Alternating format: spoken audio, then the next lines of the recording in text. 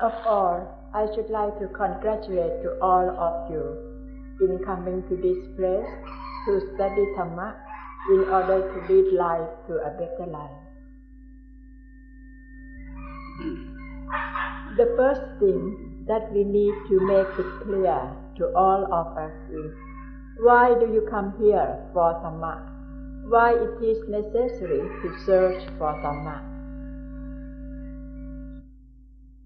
In order to study Dhamma, it needs a great effort to put into it.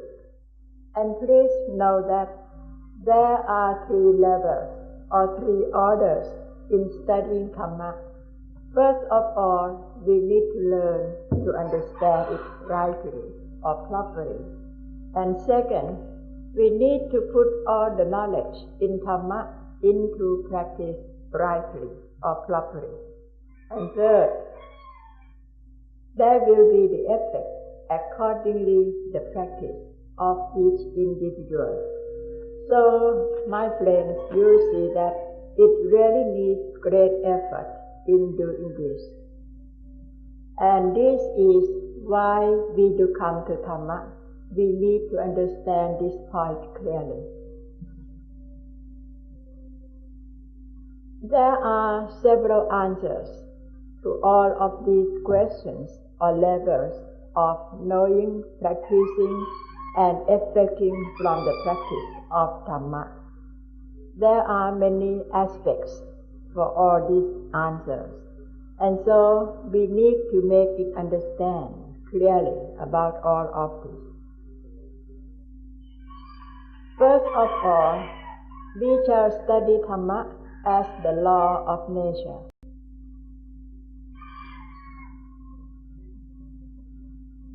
First of all, when we look at Dhamma or when we study Dhamma, we should realize that in this Dhamma there is the law of nature. And in fact, life is nature, or life is the nature itself. And in this nature, there is the law of nature that forcing life to be in this way or to be as it be. So we need to have right knowledge according to this, that the law of nature has forced life to be as it be. If we look carefully, we shall realize that in this universe, even the little thing until up to the biggest thing in this world, there are 3 things. First, nature. Second, law of nature that has enforced all things to be as it be. And so every life on earth has to be put into practice or leading its way accordingly to the nature and to the law of nature.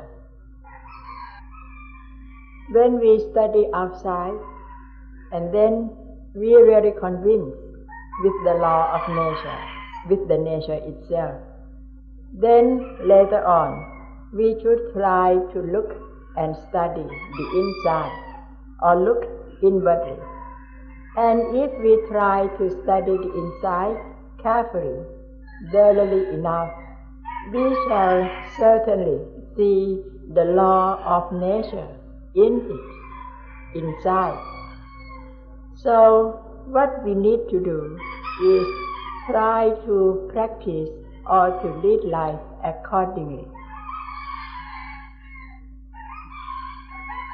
The word nature, according to the Bali language or the Dhamma language, there are 4 meanings of the nature. The first thing is the nature itself.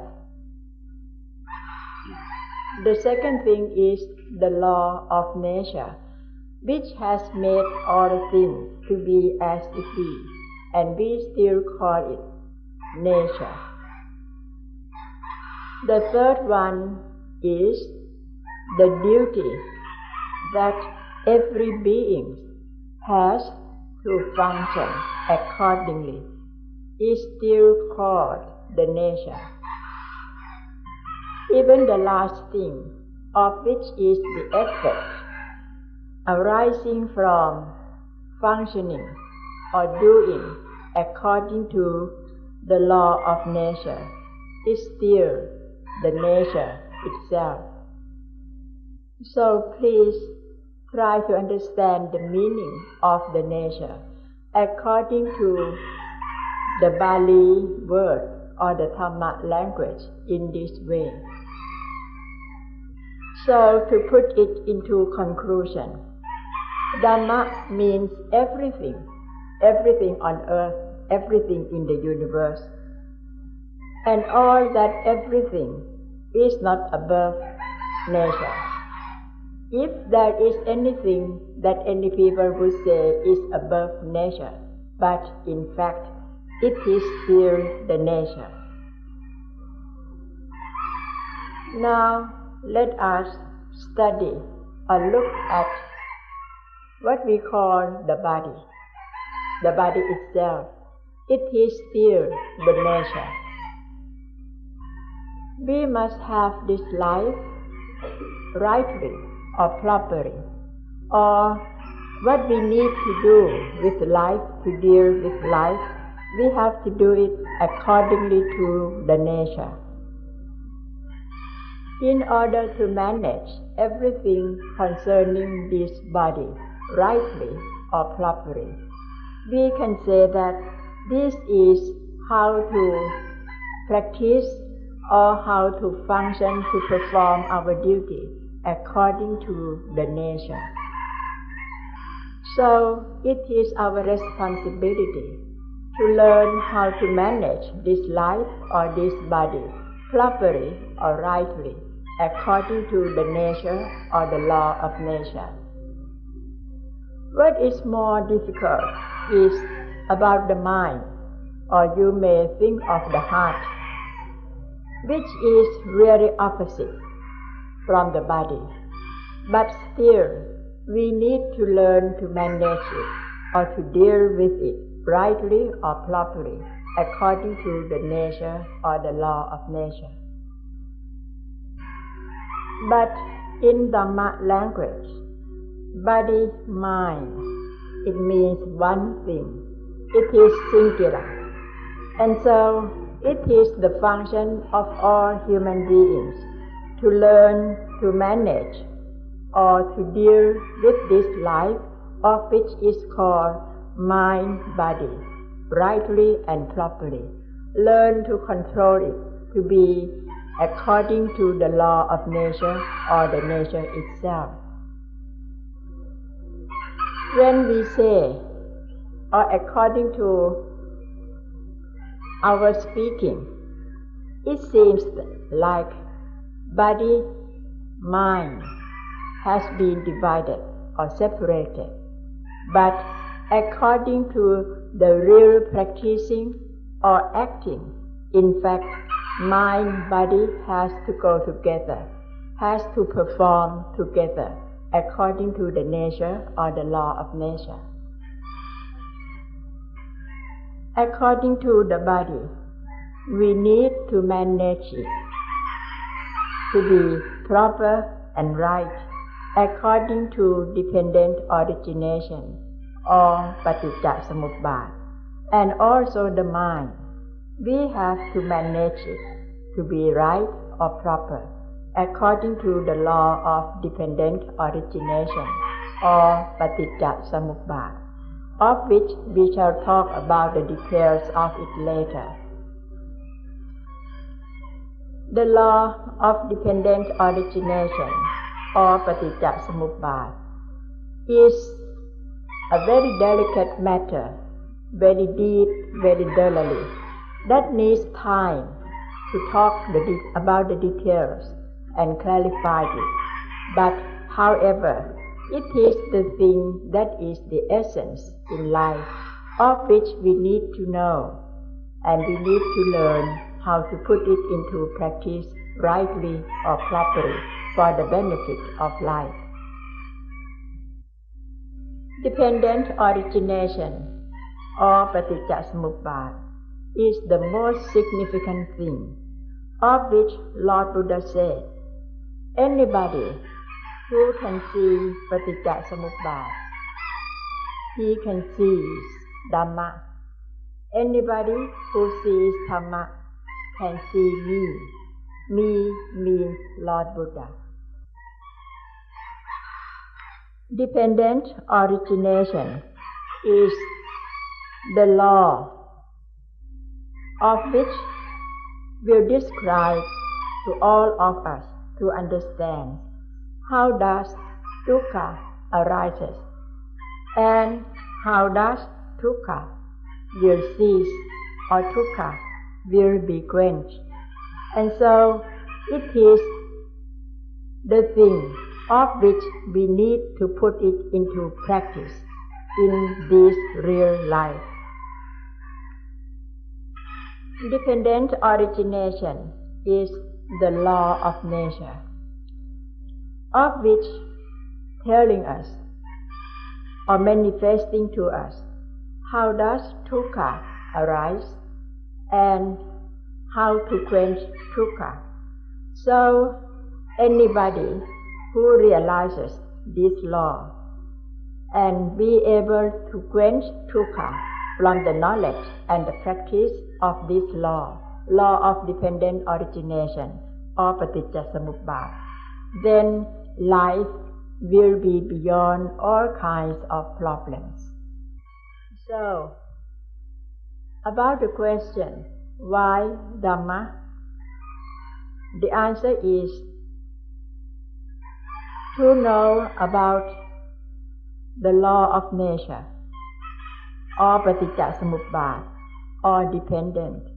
So human beings will be able to deal with life rightly and properly accordingly. So, to conclude the answer, the first answer of why Dhamma is to learn, to have the knowledge about the law of nature, and then learn to deal or to manage life accordingly. The second answer is the second answer of the question, why Dhamma, or why do we have to learn or to know about Dhamma, is to know the way or the path, the right path of leading this life to be a happy and a peaceful one.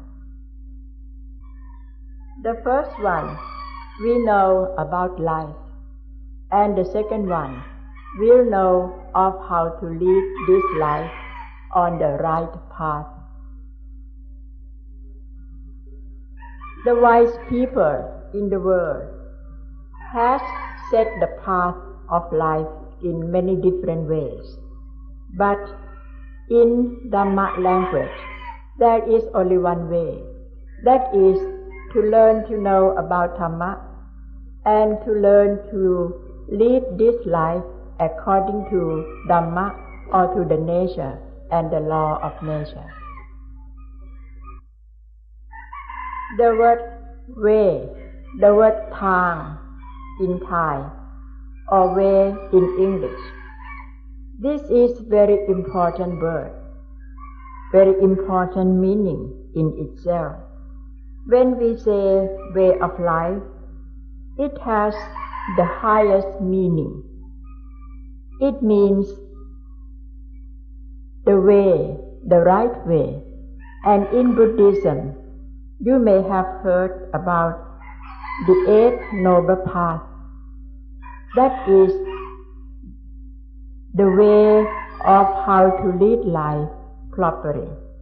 And so this Eighth Noble Path, in fact, it is the practice in itself, and it is the way of life in Buddhism. Jesus Christ himself has said that I am the way. I am the way is the way of how to see God or to reach God. So Christianity is the way, also the way of how to reach God. Now coming back to study about the East. Lao Tzu of China had taught many things about the way, and that is Taoism. And in fact, it has the same meaning. That is about the word way. Tao means the way. And when we say the way, it means it will point to us about the way of how to bring life out of problems.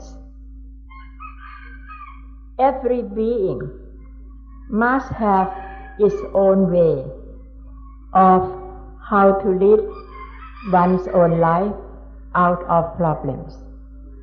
And so please try to understand the word meaning, the word way clearly, the meaning and the importance of this word way clearly. It means the way of how to lead one's own life out of the thing of which we call problems. In Buddhism, even though in Buddhism we call the way as the Eighth Noble Path, but every way that we meant, it has to lead to the law of dependent origination or กฎปฏิจจสมุปบาท. So the other way to say about กฎปฏิจจสมุปบาท or dependent origination, it means the way of life, that it will lead all human beings from all problems of life. If any life has walked on the right way, of course, dukkha cannot arise or dukkha cannot occur if it has led the life on the right path or on the right way.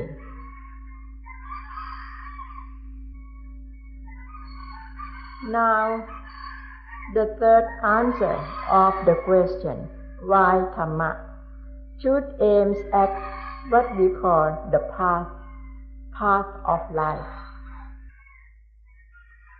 There are problems about the word path.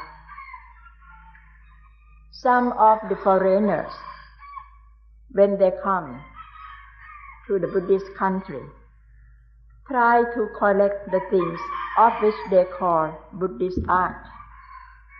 But all the things that they have collected, they are merely material things.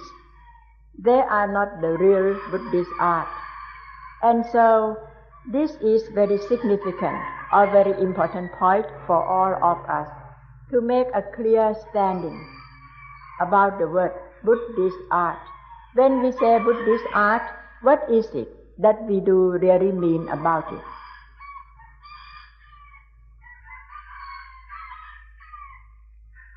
The word art in Buddhism is not materiality, but it means the way of thinking, and it is a very beautiful way of how to think in order to lead life to be beyond all kinds of problems. So I should like to ask all of my friends, try to think carefully. What is it that we would like to say, this is it, that is the most beautiful thing in life? What is it that is the most beautiful thing in life? Coming to think deeply, mindfully, and carefully, we'll see that the most beautiful thing in life is the ability of how to lead life beyond all problems. And so, when we say the path, it means this path or this kind of path that will lead life to clear out from all problems. And this is it that we should like to call it Buddhist art. This one is related to the former item that we have already said. If anybody has succeeded in finding the way of life, of course, at last he will discover the right path of how to walk on. And this we mean it is the path of Buddhist art or the path in Buddhism. In fact, in Buddhism, there are many sayings about the word art, but very few people will talk about Buddhism concern this point of art. But I should like to assure to all of you that, in fact, Buddhism is the art of life.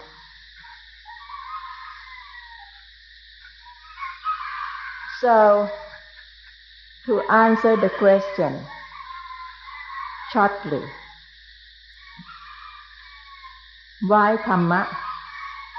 We need Dhamma so we shall be able to have the best of life, the most beautiful life.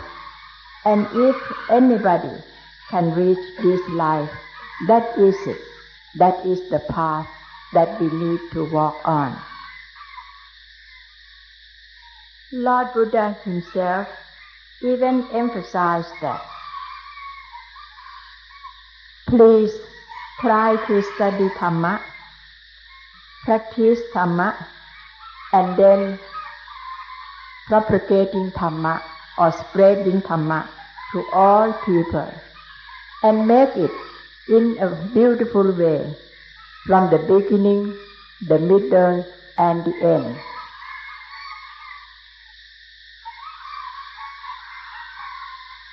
To conclude it, the knowledge about Buddhism is, first, should know that life is not atta, A-T-T-A, atta, or self.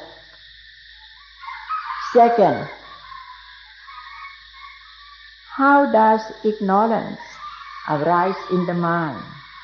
So it makes the word self occurring in human beings' mind. And third, about this ignorance concerning the self. How is it? What is it? So, if anybody has no knowledge about these three things, life is not self. Ignorance in the mind, that makes one believe that is the self. And about ignorance concerning how does self arise. If we know all these points or all these things, it means we really know about the beauty of Buddhism. And there are many details of which we need to discuss about this later. To emphasize this more clearly, first, we should know how does egoistic concept arise. What is it? First, what is the egoistic concept? Second, how does it arise? And third, how to get rid of it or how to extinguish it. If we all know all these three things, it means we really know the beauty of Buddhism. First, egoistic concept. What is it? Second, how does this egoistic concept arise? And third, how to extinguish it. So, if any of our friends here is interested in art, please interested in Buddhist art in this way. That is, to learn how to develop one's own life into a beautiful aim, as we already said. And if we learn to be able to develop life into this beautiful path, this is it. That is the Buddhist art that all of us should learn about. Next, the answer to the question of why Dhamma is to learn Dhamma in order to have good health, to be a very healthy one, both mind, body. When we talk about problems of health, in fact, it concerns about the mind. If the mind is not wise and mindful, or if the mind is not right, everything will be wrong, will become wrong. And so the health of the mind is more important than any other kinds of health, because it will lead life to be proper, or it will lead life to a proper path. We may set priority of health in 3 levels. First, concerning physical health. Second, mental health. And third, spiritual health.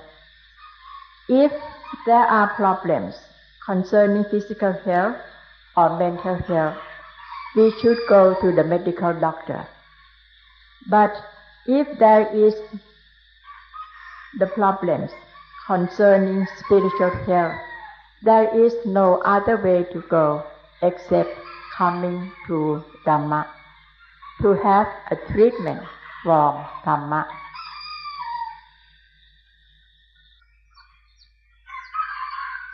If the health of body and mind, if body and mind are not in good health, usually we shall be under tension. So, if we learn how to get rid of the tension from body and mind, then we'll say that we have good health. To speak clearly about the word tension, we mean tension is a burden of life. It is the attachment to the things. And when attachment arises, it has caused tension. And so tension is a burden of life. So we must try to make clear of this point about the word tension. Tension can arise both in negative or positive. And please be careful for those who enjoys very much about the positive things. Must be very careful. For the negative things, most of the people don't fall in love with it. But it really doesn't matter whether we have tension concerning negative or positive. It's still a tension. So we should try to avoid both negative and positive. The tension, the positive tension is the feeling of thinking, when shall we gain, when shall we get? And the negative tension is the feeling of the bothering about, oh, I'm afraid I shall lose, this will be a loss. And so, when we say gaining, it seems to be positive, and losing is negative. But it really doesn't matter, gaining or losing. It will arise tension followed or after that. If there is the knowledge, full knowledge or complete knowledge of Dhamma, there won't be any negative or positive. The mind will be convinced with the truth or reality that whatever happens according to its course or under the law of conditionality, there is nothing negative or positive. And so this life or the mind will be beyond problems. If the knowledge about spirituality is very complete, it will be beyond negative and positive, and then there is no tension. So this seems to be a secret of the full knowledge of Dhamma or the full knowledge of spirituality. Life will be beyond tension. You may remember in the Old Testament, the beginning of the Old Testament, God said to the first couple, ask them or forbid them not to eat the fruits of good and evil. And when we say good and evil, it means positive and negative. If you eat the fruit of good and evil, you will die. Die because of the desire and the delusion of negative and positive. It is not different like one has committed suicide. Suicide oneself because of the delusion in negative and positive.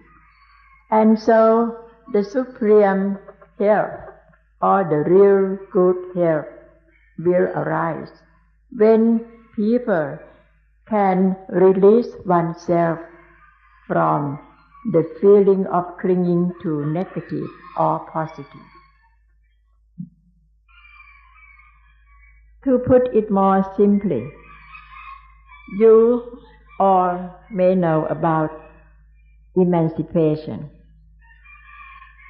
What we meant about emancipation is to be beyond positive and negative. And this is a true emancipation of life. Then there will be no tension arising from positive or negative at all.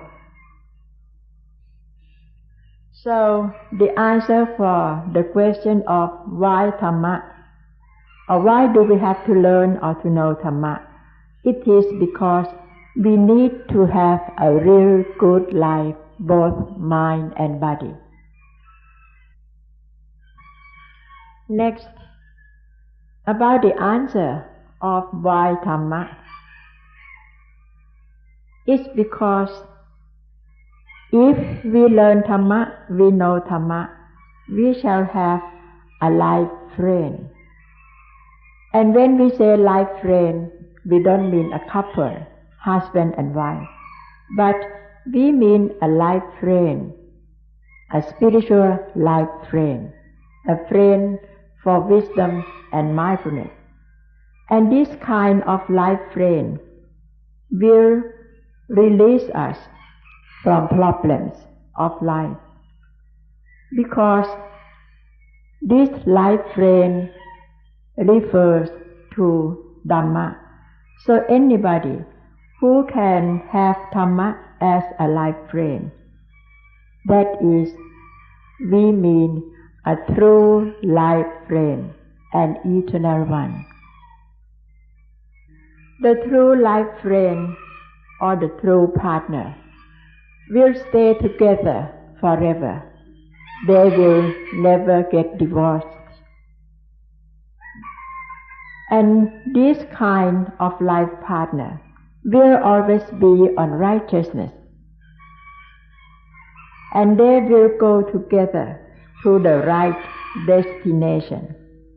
That means they will always survive in all meanings. And this is the highest survival of all human beings. There is the word that we need to pay a special attention to it. That is the word righteousness. If a person really knows Dhamma, full knowledge of Dhamma, there will be righteousness in doing, in every meaning of it, in every levels of doing. In Buddhism, this we refer to the Eighth Noble Path. The Eighth Noble Path, it means the righteousness of every item of it. And if anybody has practiced according to the Noble Eightfold Path, of course, he will survive at last to the destination or to the highest aim. So, Dhamma is righteousness for physical, mental, and spiritual. And these three things is the most important things when we meant about righteousness. In different religions, there is the word or the meaning about the goal of life or the destination of life. In Buddhism, the goal of life is Nibbana. In other religions, such as Hindu, it means Paramatman, or in other religions, it may unite with God. That is the goal of life or the final of destination.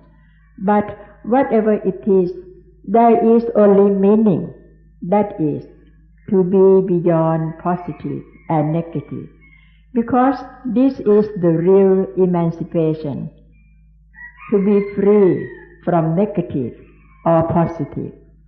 So, only Dhamma that will be a life partner for all human beings. If anybody can have Dhamma as life partner, of course, the goal of life or the final destination of him or her will be nothing else except Nibbana or coolness or peacefulness. So, why Dhamma? The answer is to have the right life partner. So we shall walk together until we reach the end of the destination or the end of the path of life. Next, the answer to the question of why Dhamma. I should like to point out to you about some common things in the world that we have been confronting every minute of life, such as the things concerning economics and politics.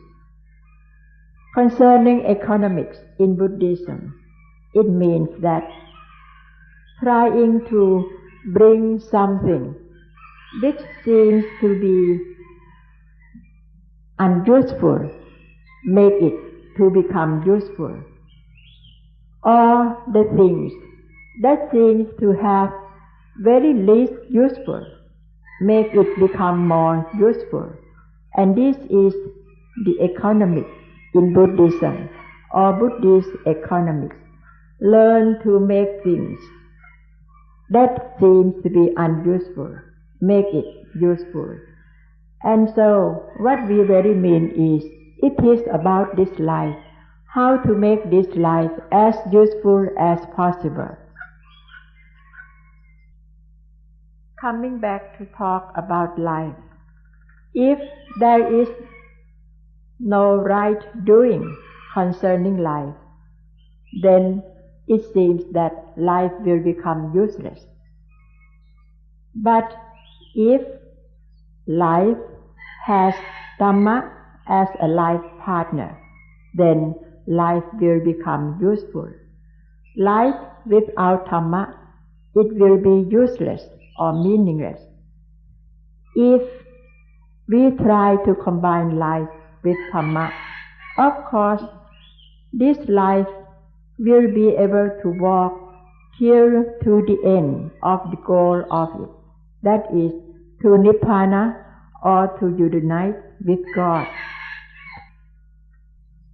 Now coming back to politics, it seems that there are problems, lots of problems concerning to politics.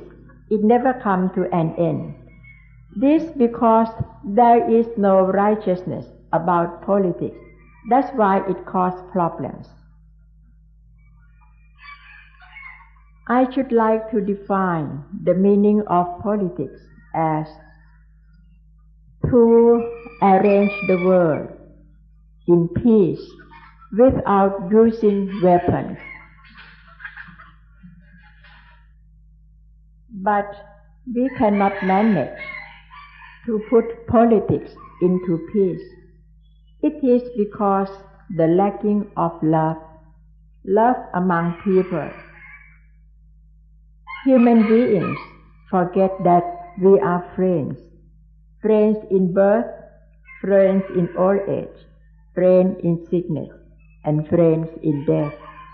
We forget this truth, and so we cannot love each other as friends or brothers. That's why politics cannot bring peace to the world or to the society. It is because of this reason. If there is Dhamma in the mind, of course, all human beings will be able to live as friends. And when there is Dhamma in the mind, they can live as friends. Of course, peace is there.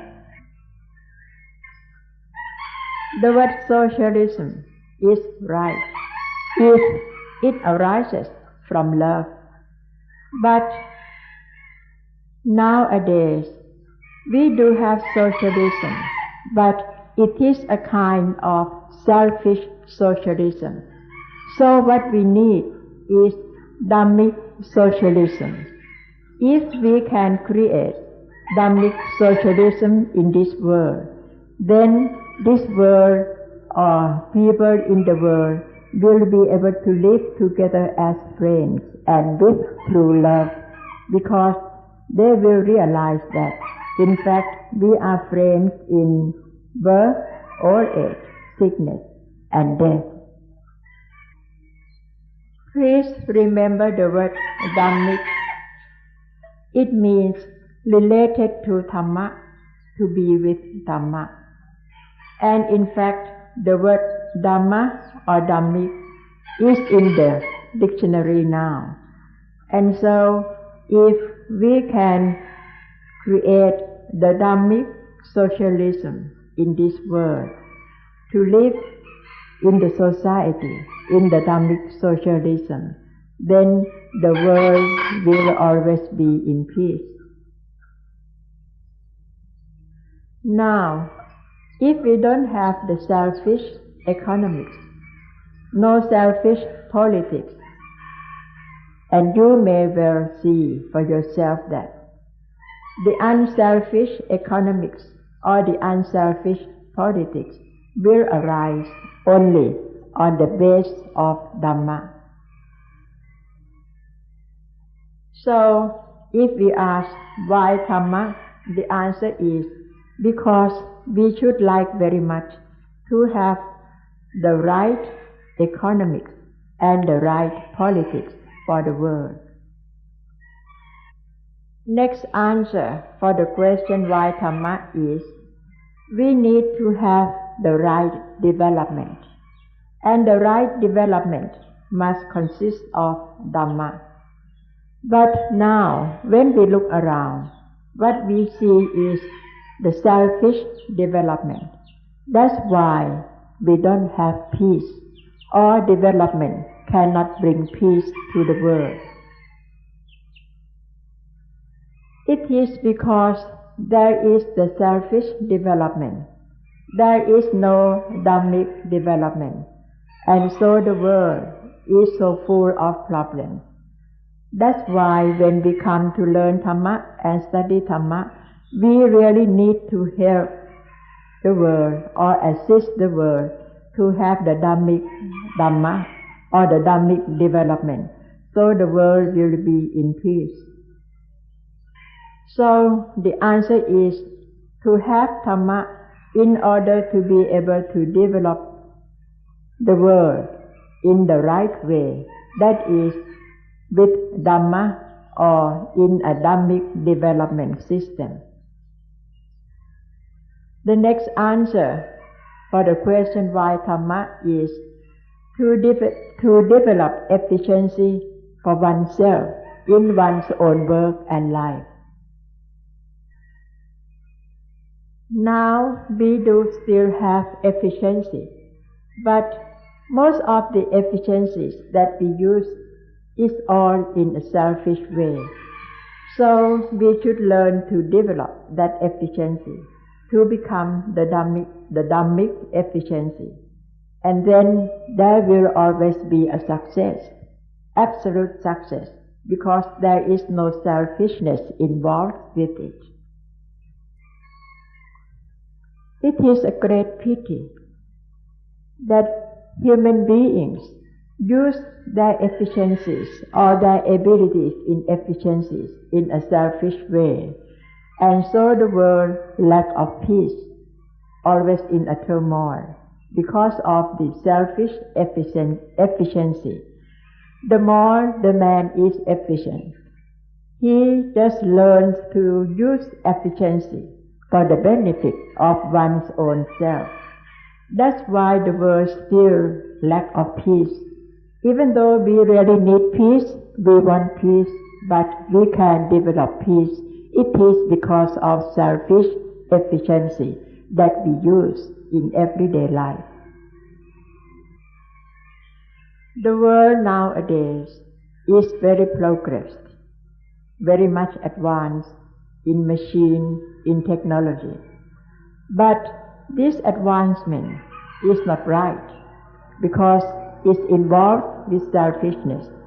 There is no Dhamma in it. Only add some of the Dhamma in it, then the world will turn to be the world of blessing, blessing in every meaning that human beings need and want. So the answer to this question is, why Dhamma? It is because we would like to learn to use the efficiency in a Dhammic way, so it will help the world to be in peace. To conclude, if there is Dhamma, then people or human beings will be able to live beyond all problems. This world will the world without problems. But nowadays, as we all see, there are lots of problems arising from selfishness.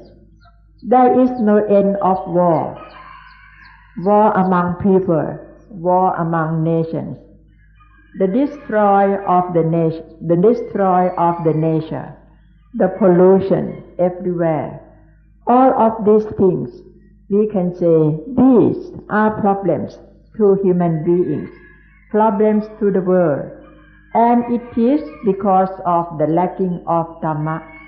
If only we learn Dhamma, we know Dhamma, we understand Dhamma rightly, it will help us to solve problems. It will lift this life beyond problems, and also the world will become the world without problems. We may have heard about the better land. We would like very much to develop the land that we live in to become a better land. But we have never heard about how to live beyond the world. Because to be beyond the world, of course, is much better than to be in a better land. Because if we are in a better land, there will always become the better land better and better and never come to an end of the better. And so we should try to understand about how to live beyond the world. If we live in this world as worldly people, of course, we shall still confront with problems.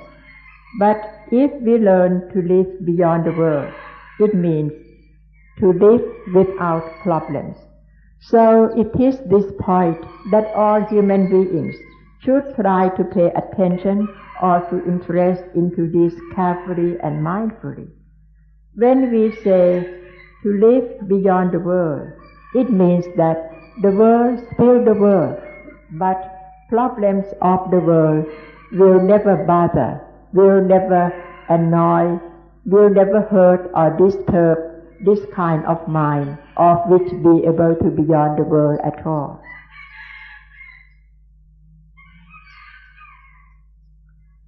The last words of why Dhamma is for the immortality, that is to live without dying. So why to learn Dhamma? That is to be able to live in this world without being died, beyond the death, beyond the dying, for the world that shall never die, because there is no self, no ego to die for it. Any time that we have come to Dhamma, have Dhamma as the life partner, then we can be certain that there shall no death at all. There is a book, the English book in England, mentioned about the better land. And in that story about the better land, it said, in the better land there are no graves at all. It is the land of God. Where is it? We don't know. But in Buddhism, the land without graves is here, right here, now. When a person does not have the feeling of egoistic, the concept of ego, the concept of the self, then there is no self to die. There is no ego to die, the concept of ego. And so, in this sense, it means there is no grave at all. For those who don't have the feeling of clinging to the self, who don't have the concept of ego, there is no grave for such person. If our friends have succeeded in studying and practicing anapanasati or mindfulness with breathing, then we shall have the full knowledge and understanding about anatta or not self, of which it will lead us to the knowledge of, in fact, there is not self at all. And once we learn that there is not self, then we shall be convinced that, in fact, in this world, there is no grave for such person, because no person to die. There is only merely the law of nature, paticca samuppada, or dependent origination. The more we learn about this dependent origination or paticca samuppada, the more we'll know and be convinced that, in fact, it's not self. So, nobody to die, no grave in this world. So I wish you all succeed in studying into the essence or the heart of Buddhism, and then you will reach the world without graves. If we never stop studying, always continue to study about Dhamma, but study it, learn it, practice it, merely on the fact of the doing, not a person who is studying, but merely it is a stream of dependent origination, that is a stream of doing. Unfortunately, there is the thing that we call avijja or ignorance, that compels the mind, the unwise mind, to have the feeling of clinging or attaching to the thing that is self, or it creates the concept of having self or the concept of ego in it.